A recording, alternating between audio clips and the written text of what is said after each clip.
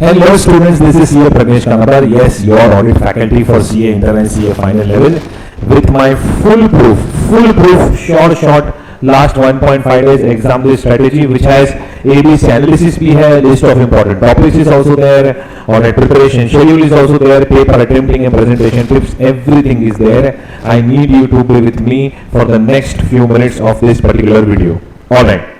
So I understand your costing paper is over or maybe it was exempt, whatever it was, but now the fight is for audit paper. और जी हाँ, हम audit paper में ऐसी fight देंगे that we will score an exemption for sure. Exemption क्या 70 plus 80 plus भी target करो. I know that you will do it.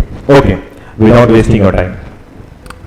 मेरा जितना भी revision notes and Telegram channel का लिंक्स हैं और जितना भी मटेरियल है which is very very useful covering all the important concepts that I have given at the end of this particular document. Okay, पर मेरी बात सुन लीजिए. The video will be largely in English और हिंदी भी बोलता रहूंगा so that everyone can understand pan India. Alright, and everything is written over here. So ABC analysis and list of important topics. You have your category A topic. Category A में है आपका chapter 5 audit of items of financial statements which is of 15 marks. Chapter 9 and 10 जो bank audit and audit of different types of entities again 15 marks. Alright, and chapter 4 and 6 okay which is audit evidence and documentation which is again of 15 marks. अब ये हर एक topic के अंदर आपको क्या करना है, listen to me. Audit of items of financial statements largely depends कि आपका अकाउंट्स का नॉलेज कैसा है, अकाउंटिंग स्टैंडर्ड का नॉलेज कैसा है. बट ट्रस्ट मी, मेरे पास फुल प्रूफ नोट्स है. Alright, and I have a YouTube video of 45 minutes. मेरे टेलीग्राम चैनल पे ये सब मैंने लिखा हुआ है. चैप्टर 5 अगर आप टाइप करोगे you will get it. And don't worry, for you I will also ping those particular messages and notes okay which will help you a lot. सितंबर 25 के लिए अपडेटेड है, डोंट वरी. जबरदस्त एक समरी नोट का PDF बनाया है and that will help you in the exams. Okay, अगर आप उतना गाइडेंस अगर आप अच्छे से कर लो दें.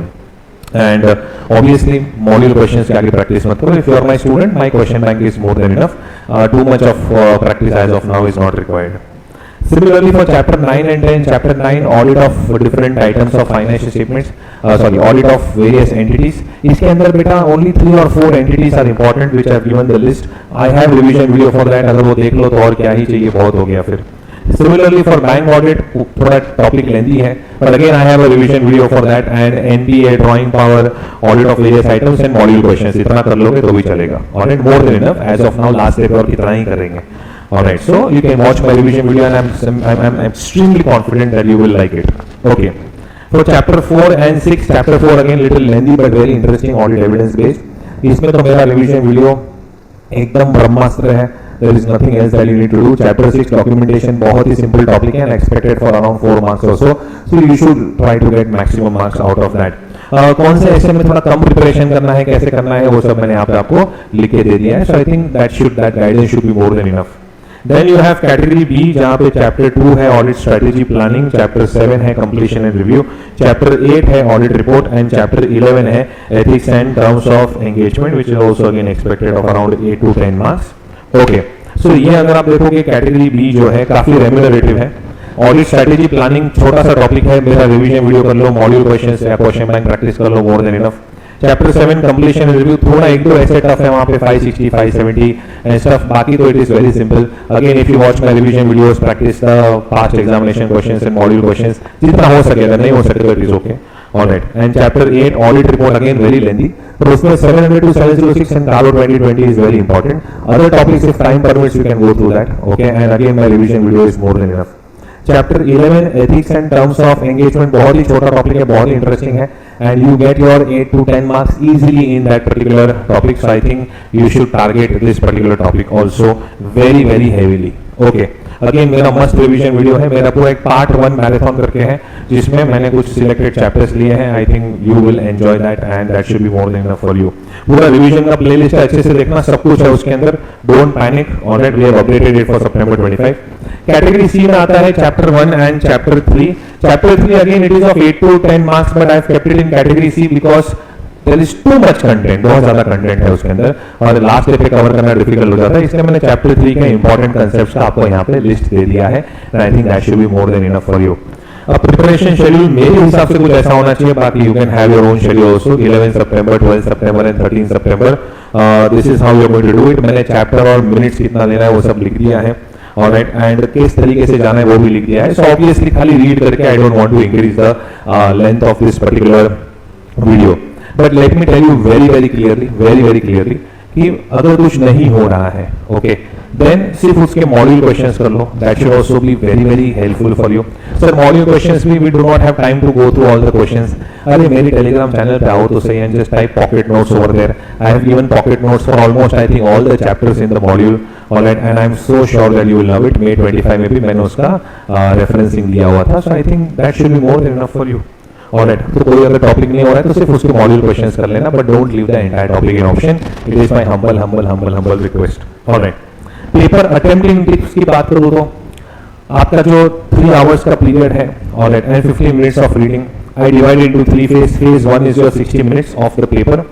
आई वुड से कि जो आपके डिस्क्रिप्टिव क्वेश्चंस सुपर कॉन्फिडेंट है, उसे खत्म कीजिए. Like question 1A, 2B, 3C, alright, तो उसे पहले खत्म कीजिए. Try to secure your passing marks first. ये phase normally honeymoon golden phase होता है and it takes about 50-60 minutes और सो. देन फेज 2 आता है एमसीक्यूज. कोई भी टॉपर्स का भी स्ट्रेटेजी पूछ लीजिए, this is how they do it. Alright, phase 2 आता है आपका एमसीक्यूज, 45-50 मिनट्स में होना चाहिए. MCQs में आपके जो केस सिनेरियो बेस्ड MCQs है, the case scenario based MCQs, what you should do is you should straight away first look at the questions. If it is you are able to solve it, then there is no need to read the case study. But obviously आजकल जो case studies आ रही है उसमें थोड़ा बहुत case study read करना पड़ता है.